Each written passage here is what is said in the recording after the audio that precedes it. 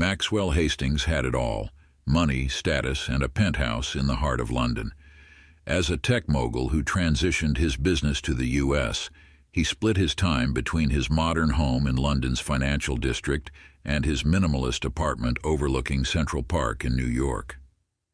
At 35, his career had skyrocketed, but his personal life was in freefall. The high society parties and glamorous networking events couldn't fill the emptiness in his soul. Once hailed as a prodigy, Maxwell had sacrificed everything for his company. Relationships became fleeting distractions, and his family, what little he had left, had become estranged after the death of his parents. His last serious relationship ended years ago when his then-girlfriend walked out saying, "You have everything except a heart." Since then, Maxwell found comfort in solitude, focusing on his growing empire. Meanwhile, Olivia Cartwright's life couldn't be more different. Born in a small town in the UK, she moved to London with dreams of becoming a successful artist. But life in the city was harsh, especially without connections or wealth. She soon fell into a relationship with a charming, well-off man who promised her the world. What started as love turned toxic when she discovered his true nature. He was controlling and manipulative, using his financial power to make her dependent.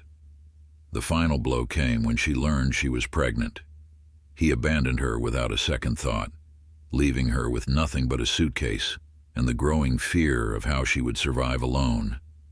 With no family to turn to and her savings running out, Olivia had been hopping from couch to couch, relying on friends who were kind enough to let her stay temporarily. But London was an unforgiving city, and as her pregnancy advanced, it became harder to find stable housing. She was denied help from social services due to bureaucratic red tape and long waiting lists for housing. In a city where success is celebrated, the fall from grace can be brutal. One freezing December evening, Olivia sat on a park bench near Hyde Park, too exhausted to go on. She had lost her apartment and couldn't afford the rising rents in the city. Wrapped in a thin coat, she tried to keep her shivering under control. It had been hours since she had eaten, but worse than the hunger was the growing sense of hopelessness. Maxwell was taking one of his rare evening walks. He was in town for a business deal and had just left a dinner meeting with wealthy investors. Despite the celebratory atmosphere, he couldn't shake the feeling that he was disconnected from the real world. As he walked through the park, his thoughts wandered to his own life, how he had become a stranger to joy. That's when he saw her. Olivia was sitting, staring blankly ahead, her body curled in on itself for warmth. Something about her stopped him in his tracks. Maxwell had seen homelessness before. London was filled with those the city had failed. But this was different. There was something about the way she clutched her stomach, protective but defeated, that tugged at him. Without overthinking it, he approached her. "Are you all right?" His voice came out softer than he intended. Olivia looked up, her expression guarded. She didn't know if she could trust this well-dressed stranger, but she was too cold and desperate to care. She explained her situation briefly. No drama, no begging, just the raw truth. She was pregnant, homeless, and had nowhere to go. Maxwell felt something inside him shift. This wasn't a charity case, nor was it about pity. It was as though he had been waiting for this moment, for something real to enter his life. Without hesitation, he offered her a place to stay. Olivia, too tired to argue, accepted. She thought it might just be another temporary solution, another fleeting act of kindness that would soon be taken away. Maxwell arranged for Olivia to stay in one of his smaller apartments, something simple outside the high-end neighborhoods he frequented. Over the next few weeks, they began to talk. Olivia, with her straightforward honesty, told him about her life, the highs of being an artist, the lows of her toxic relationship, and her fear of raising a child alone.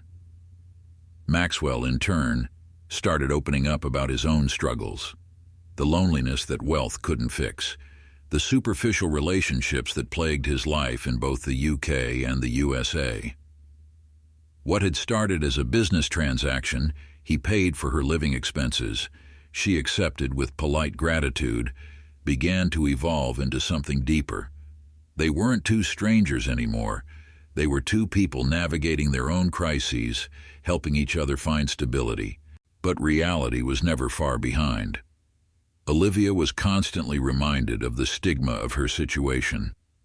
Whenever she ventured out to doctor's appointments or tried to connect with social services, she was met with judgmental glances. Society wasn't kind to a single pregnant woman with no family and no visible means of support. The media in both the UK and the USA often painted these women as burdens, and Olivia felt the weight of those expectations.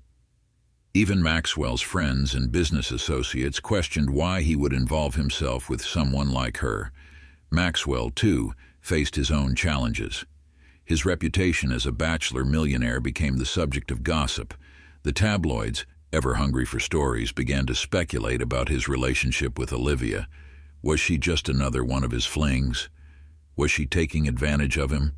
Every event he attended was tainted by whispers and side glances. For the first time in his life, Maxwell found himself on the outside of the elite world he had so carefully built.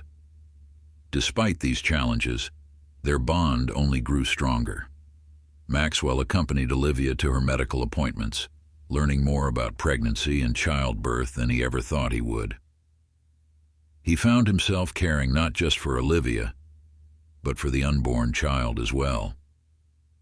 He started to envision a future where he could be more than just the millionaire with the empty mansion. He could be a father, a partner. The day Olivia went into labor was both terrifying and exhilarating. Maxwell rushed to the hospital, his heart racing. When the baby was born, a healthy little girl, Maxwell felt an overwhelming surge of emotion.